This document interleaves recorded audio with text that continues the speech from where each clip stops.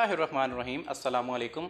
आप देख रहे हैं स्टोरी पॉइंट और मेरा नाम है मिर्ज़ा अवैस बेग। नाजरीन, पाकिस्तान में एक टाइम ऐसा था कि सड़क पर पड़े हुए ज़ख्मी को उठाने वाला कोई नहीं था।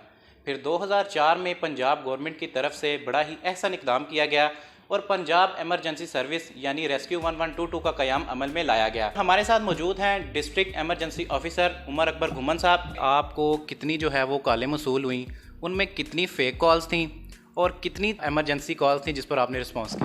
2021 जो साल गुज़रा है उसमें तकरीबन 18,000 के करीब एमरजेंसी कॉल्स आई हैं, जिसमें रोड ट्रैफिक क्रैशेस थे, जिसमें डिफरेंट मेडिकल एमरजेंसीज़ थी, फायर एमरजेंसीज़ थी, रेस्क्यू ऑपरेशंस थे, स्पेशल रेस्क्यू ऑपरेशंस थे और ड्राउनिंग एमरजेंसीज़ थी।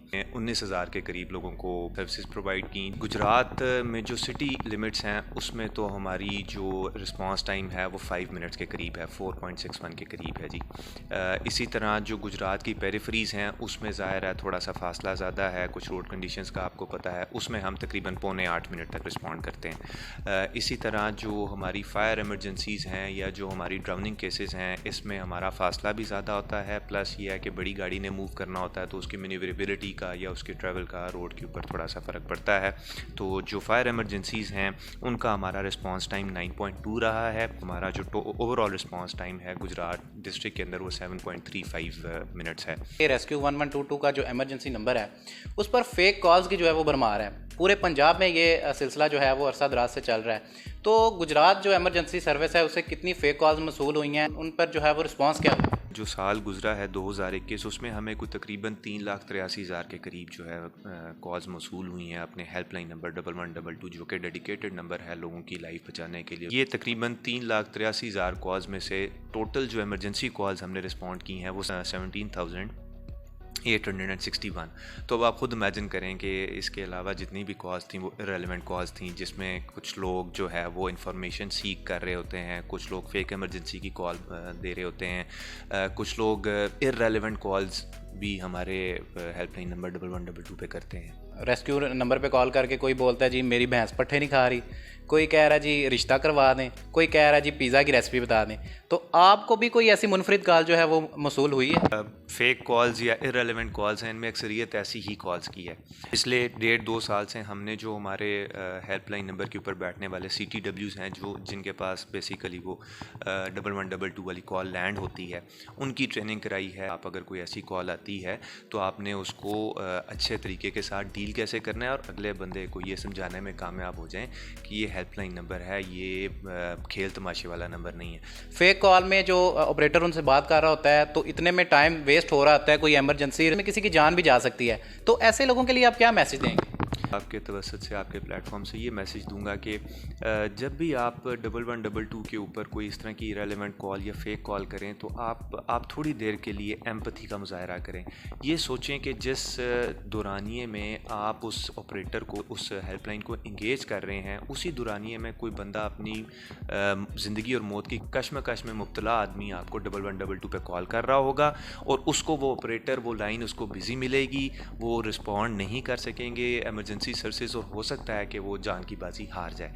तो मुझे थोड़ा सा उस फ्रेम ऑफ माइंड में जाना चाहिए कि मेरे एक मजाक ने किसी से ज़िंदा रहने का हक छीन लिया। अगर ये मैसेज हमारे लोगों में या ये शऊर हमारे लोगों में बेदार हो जाए, अगर ये छोटी सी बात लोगों की समझ में आ जाए तो हमारे जो 1122 पे हेल्पलाइन नंबर है उसके ऊपर फेक कॉल्स और इस तरह की रेलेवेंट कॉल्स कम हो सकती हैं। काफ़ी स्टूपिड बातें की जाती हैं। तो ये जिम्मेदारी किसकी आप समझते हैं? गवर्नमेंट को इनके खिलाफ कोई एक्शन लेना? गवर्नमेंट से अपने आप के ऊपर खाली इतना बड़ा सोशल चेंज जो है वो नहीं लेकर आ सकती। इसमें डिफरेंट सोसाइटी के जो सेगमेंट्स हैं, जिस तरह मीडिया है, टीचर्स हैं, पेरेंट्स हैं, फिर गवर्नमेंट भी है। अगर हम 4 लोग मिलकर इसके ऊपर अवेयरनेस सोसाइटी को देंगे तो फिर मैं समझता हूँ कि ये हमारी स्ट्रेटजी कामयाब होगी। पंजाब एमरजेंसी सर्विस जो डिस्ट्रिक्ट गुजरात है, 2021 में 3-4 मेजर हमारी अचीवमेंट्स रही हैं। एक तो आपको जैसे पता है कि TLP का जो प्रोटेस्ट हुआ था उसमें गुजरात बड़ा फोकस था। ना सिर्फ ये कि उस प्रोटेस्ट के लिए हमने गुजरात के बल्कि हमने अटक से, सरगोदा से, फैसलाबाद से, मंडी भावदीन से, सियालकोट एयरपोर्ट से भी रिसोर्सेज मंगवाए। दूसरा बड़ा हमारी अचीवमेंट गुजरात की 2021 में थी। हमारा एक ये प्रोग्राम कम्युनिटी अवेयरनेस का चल रहा है जिसे हम सर्ट्स का कहते हैं। ये कॉन्सेप्ट है बेसिकली हमारी सोसाइटी है उसके अंदर हमने लोगों को ट्रेन करके वॉलंटरीली हमने रेस्क्यू के लिए तैयार करना है, ताकि जहाँ भी कहीं कोई वकुआ होता है तो रेस्क्यू के पहुँचने से पहले इर्द गिर्द मौजूद लोग जो हैं वो लोगों को सर्विसेज प्रोवाइड कर सकें। नेशनल लेवल पे डिस्ट्रिक्ट गुजरात है उसने उसको विन किया। हमने गुजरात के अंदर जो 5 रेस्क्यू स्टेशन उनकी मंजूरी दी गई, जिसमें मुंगोवाल है, कठाला चनाब है, जलालपुर जट्टा है, लाला मूसा है और डिंगा है। ये एक बहुत बड़ी अचीवमेंट थी। हुसैन अलाई साहब हैं मेंबर नेशनल असेंबली, उन्होंने डोनेशन के ऊपर हमें कड़ियांवाला में रेस्क्यू स्टेशन बना के दे रहे हैं जो कि मार्च 2022 में हमें हैंड ओवर हो जाएगा। मोटर बाइक रेस्क्यू 2022 में वो 50 के करीब मोटर बाइक्स डिस्ट्रिक्ट गुजरात को मिल जाएंगे। एयर एम्बुलेंस सर्विस की भी मंजूरी दे दी गई है जो कि पूरे पंजाब में जो डिविजनल हेडक्वार्टर्स हैं उनमें एयर एम्बुलेंस सर्विसेज प्रोवाइड की जाएंगी और इंशाल्लाह 2022 में वो हेलीकॉप्टर मिलना शुरू हो जाएंगे जिनसे फिर हम जो है लोगों को एयरलिफ्ट भी कर पाएंगे। सर गुजरात में ये एयर एम्बुलेंस कब आ रही है?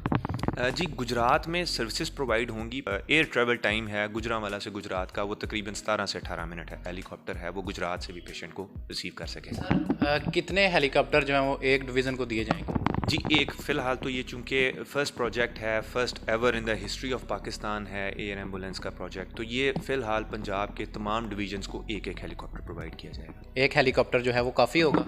काफ़ी होगा या ना काफ़ी होगा ये तो मैं नहीं कह सकता, पर मैं आपको ये ज़रूर बताऊं कि ये first time in the history of Pakistan है कि एयर एम्बुलेंस सर्विस जो है वो पंजाब में पाकिस्तान में शुरू होने जा रही है।